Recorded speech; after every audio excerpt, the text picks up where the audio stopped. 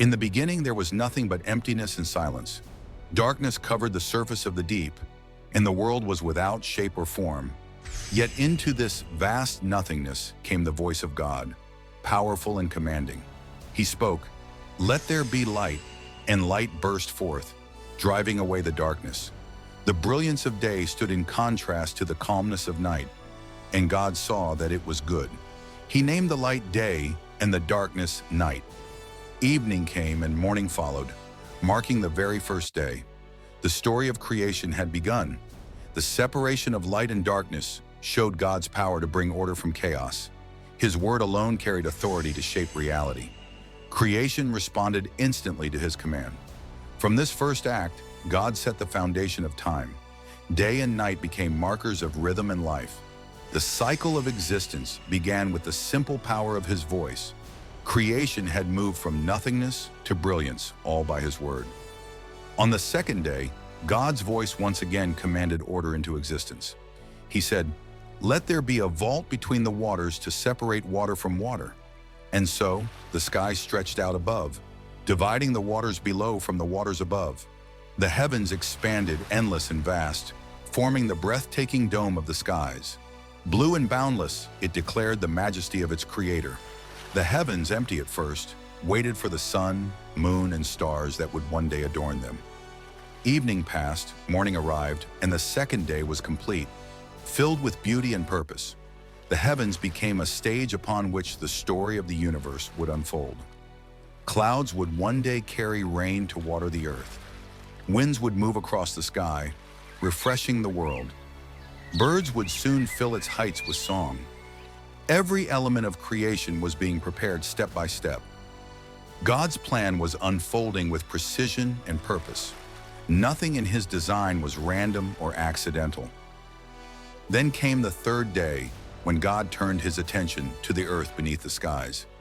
He spoke, and the waters under the heavens gathered to one place, and dry land appeared. God called the dry land earth, and the gathered waters he called seas. But he was not finished. He commanded the land to produce vegetation, plants yielding seed, and fruit trees of every kind. At once, barren ground became green and vibrant. The earth blossomed with life, color, and fragrance. Forests rose, flowers bloomed, and fields spread across the earth. God saw that it was good. Valleys grew rich with crops, and mountains were covered with trees. Rivers flowed through meadows filled with wildflowers. Orchards bore fruit in every color and taste. The gift of food and sustenance was woven into creation. The earth became a garden prepared for life. Everything had its place and purpose, established by God's wisdom. Creation now held both beauty and provision. On the fourth day, God filled the heavens with light to mark seasons and days. He created the sun to govern the day, shining brightly with warmth and power. He made the moon to rule the night, softly glowing with gentle light. He scattered countless stars across the vast sky, twinkling like jewels on a dark canvas. These heavenly lights became signs for time, guiding harvests, journeys, and sacred days. The beauty of the heavens declared his order and wisdom. Night and day now had rulers, and time itself found its rhythm. God saw it was good. The sun poured energy into the earth, sustaining plants and animals. The moon gave peace to the darkness, guarding the night with silver light. Stars reminded humankind of the greatness of God's creation. Every sunrise spoke of his faithfulness. Every sunset declared his artistry. The heavens were a canvas painted with eternal beauty. Their silent witness spoke of his endless glory. Then God turned to the waters and skies on the fifth day. He said, "Let the waters teem with living creatures, and let birds fly above the earth." At his word, the seas came alive. Fish of every size darted through the waters.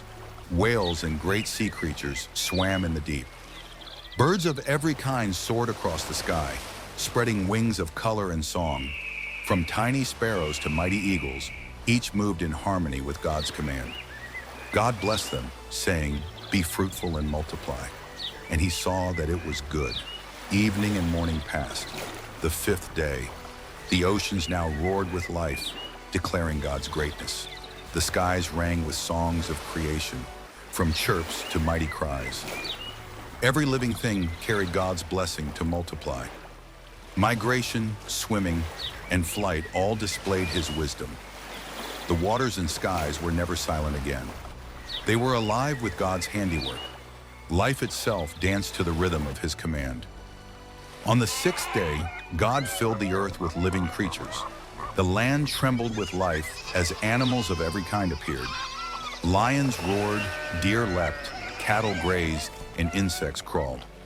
Each creature, great and small, was formed according to its kind. Yet God was not finished.